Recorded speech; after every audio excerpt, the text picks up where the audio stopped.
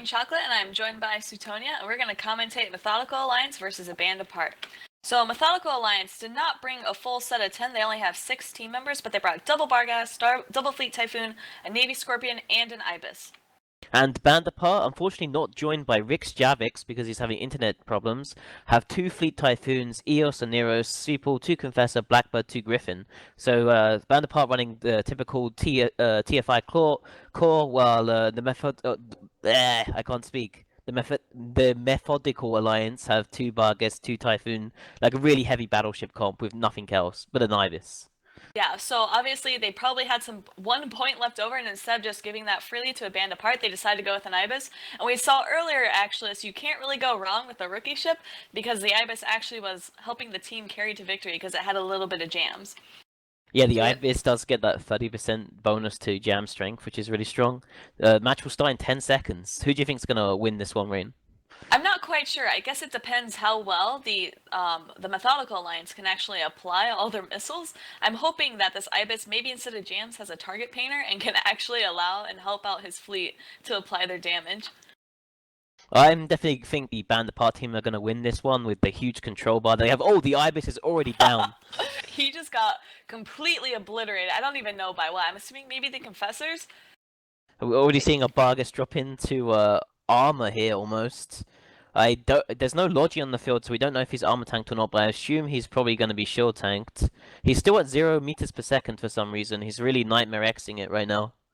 Yeah, and it does look like he's actively shooting, so it's not like he DC'd and is just dying on the field. But not moving at all, especially the other Barghest, is actually doing the same thing. Not moving at all is actually majorly detrimental, unless you are sitting on top of someone shooting them with blasters or something similar. Yeah, I have no idea why the 2 Barghest and the Navy Scorpion are not moving whatsoever. Maybe they have no prop mod, and I think that's probably what they have. They're just sitting at the center of the arena with no prop mod and just trying to kill everything with the projection that they have without actually moving. We'll see how that works out for them. I was going to say, they are focused on this Oneros, who does have rep bots on him, and he doesn't look like he's actually taking any damage. He's actually regaining a little bit of shield, so I'm not quite sure what Methodical Alliance is doing. They do have a target painter on him, but they're not actually shooting him. Yeah, it doesn't look like Dark Caveman's taking any damage whatsoever. Blackbird now taking damage for a Band Apart, but we see logistic reps going on into him now. I guess when you only have 5 ships, the Blackbird and the 2 Griffins are going to put in serious work, and the Barghest goes down now. Yeah, and especially with these battleships, they're not going to be able to apply as well as they could against this Griffin and Blackbird, especially with no support. Yeah, sure, they have a target painter, but that's not going to be as good as if they had, say, a Vigil on the field or a Hyena. Yeah, and every single time one of those battleships get jammed, they then have to spend 15 seconds, relocking a Griffin or a Blackbird. Yeah, which does take quite some time. I believe now they're still focusing on this Blackbird, I assume, although this Confessor and Sveeple look like they've taken damage. They aren't really making any progress. The second Barghast is going down fast, even though he has a local shield rep. Yeah, we still see absolutely no movement from this Barghest. He does have a smart bomb fit. I mean, he could at least, move and try and kill rep drones, but... Yeah, he is, it looks like A Band Apart is actually sitting on top of him and just shooting away, nuding him out. He's not really able to do anything, even though I was going to say, he's still sitting at 0, so it's not like he's really trying, it doesn't seem. Yeah, I think the Methodical Alliance are just going to get dumpstered here by A Band Apart.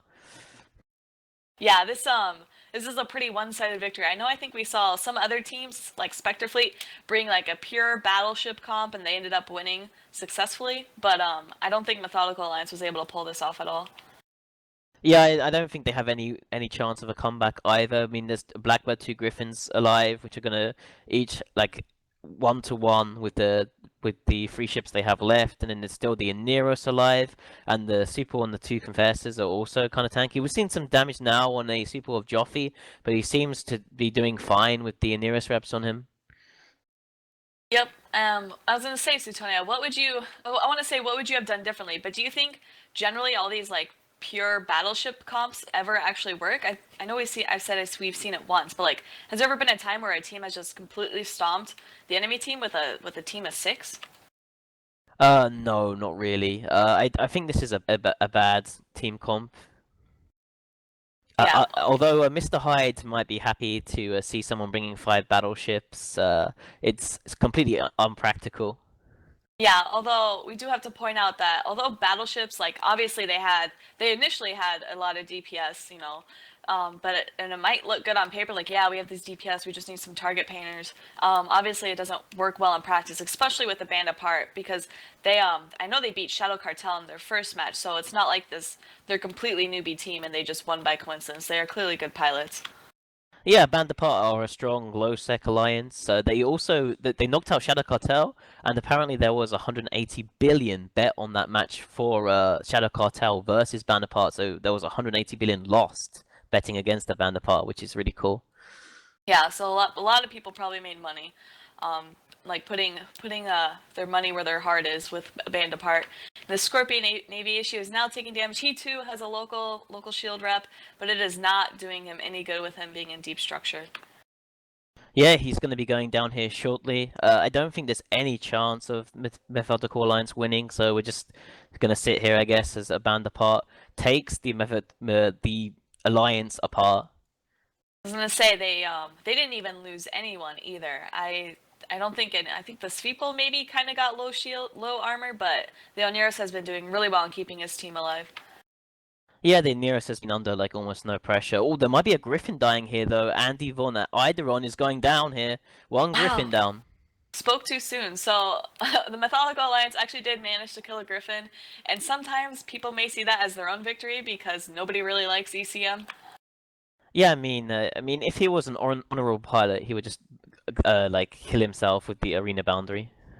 I mean, some Griffin pilots, or even like Vigil pilots, will do that because they think they have all this range and they just have to like fly away from everyone with MWD on.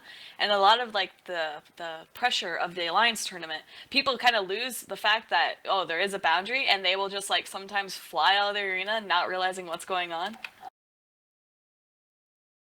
Yeah, I don't think any of those teams are left in the Alliance tournament now though. I hope not, but I mean, I can always hold out for a hilarious boundary violation in the future. Yeah, so we're gonna see the Methodical Alliance did manage to get a kill on one Griffin, but I don't think they're gonna get anything else from this match. Yeah, and both these fleet typhoons, I don't know if they split this damage or if they're just now focusing on this one typhoon. But he is now going into structure, slowly dying. Yeah, he's gonna be dying in structure shortly, and the Typhoon of Luskar will be following him very shortly. Yeah, I'm not quite sure what else there is to commentate on. I mean, we can sit here and talk about their health dropping. I don't think that's really entertaining though, unless this I, Blackbird actually manages to die, which he I should mean, because we can skin shame. We can skin shame. well, the Blackbird doesn't have a skin, so he should probably be murdered off the field. I don't know why. I mean, the CB skins are out. I'm not quite sure why people haven't like scooped those up for some dank-looking Caldari ships.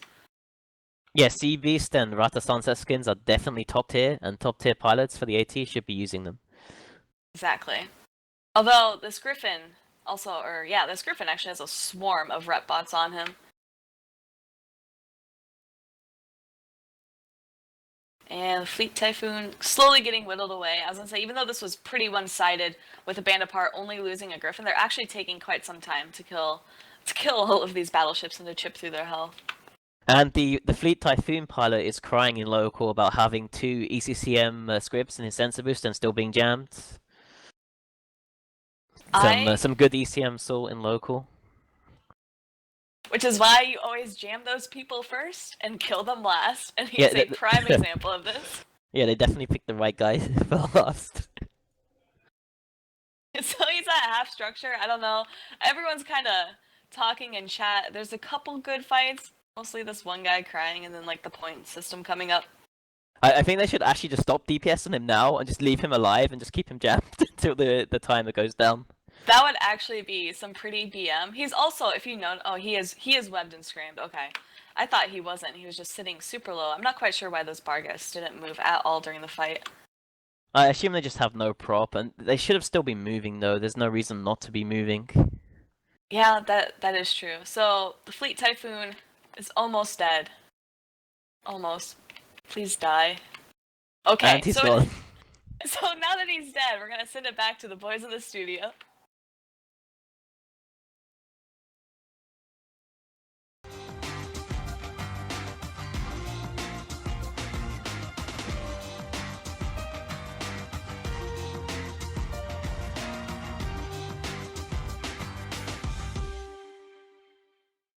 Hey guys, where are we going? I really starving. Whoa, what's over? What are we all looking at? Nice. What are you laughing at? Whoa, what's over here? Oh my gosh.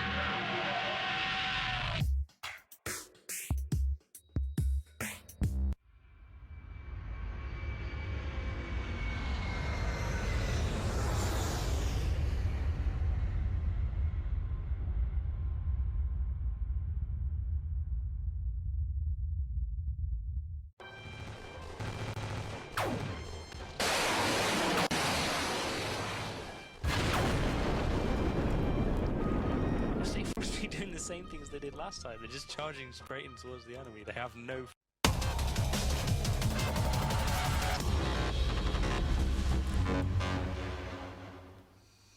Hey guys, welcome back to the second half of the second day of Alliance Tournament 14.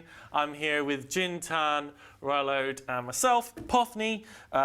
We just saw a 5-core battleship team get jammed for the entire match. Rylode, tell us about ECM and undermanned setups. Well, they don't really go very well, especially if you're the undermanned setup, because obviously if you have less ships on the enemy side, it's easier for the people with the ECM to jam you. So basically you've just got this snowball effect, sorry. So basically the less ships you have, the more chance you're going to get jammed, basically. And obviously they just got hard countered pretty much. Jintan, how did you find that match at 4:20 in the afternoon? Absolutely blaze-tastic, my friend. Yeah, unfortunately it seems that one of Abandapart's most venerable pilots, Rix Jarvis, was unable to make it as his internet dropped out just before, but it didn't seem to hinder their performance one bit, methodically taking apart the opponents with nary a bother. Well, so that was it. Methodical Alliance are now out of the Alliance tournament. Abandapart going on to the next round of the losers bracket. So we saw essentially a 5-core battleship team. Undermanned teams really not performing this tournament. Really. In a few cases maybe, if memory serves, but by and large not doing so well. It's 5-core battleships. Do we think that it's an archetype worth investigating, or should we just, no, it's terrible, nobody should bring it?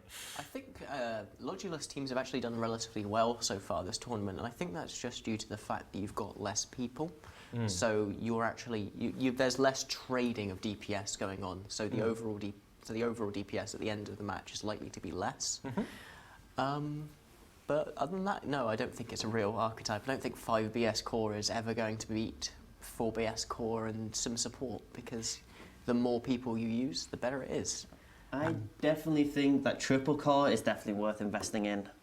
Triple battleship is pretty viable in certain cases, but I think the most common archetype overall is usually like the dual BS core with like heavy support, so T3Ds, usually a command ship mixed in there, and obviously a T2 logic preferably, and some couple of bombers if you go that situation area. We are seeing on the second day here a resurgence of the TFI core. We saw it relevant yesterday, but not as much as I would have expected. Today, however, TFI core is absolutely everywhere. Oh, yes. What do you think has changed between yesterday and today in the team's minds that might have made them think to bring the TFI core more often? Jintan? I think they're just expecting to see a lot more conservative enemy comps. There's less rogue comps or comps that are designed specifically to target the Typhoon fleet issue. So we're seeing a lot more Typhoon fleet issues being brought. Also, we've seen the Aneros bans fall off precipitously over the past couple of matches, especially in the winners bracket, actually, because people are not scared of the Typhoon fleet issue. They feel that they can beat it. Yeah, I think in like the very first day, I think a lot of teams were scared of basically getting cheese, so to say, where a lot of these like less, well, not I wouldn't say less than stellar, but teams that have had less experience in the AT, they think that the TFI setup is the best and be all, it can't be beaten, so we're going to find a way to beat this TFI core with this crazy all-in setup.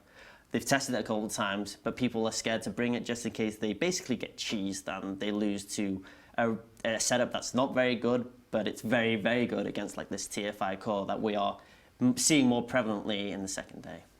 Well, our next match is Snuffed Out versus Requiem Eternal, and we'll be bringing you that after these messages.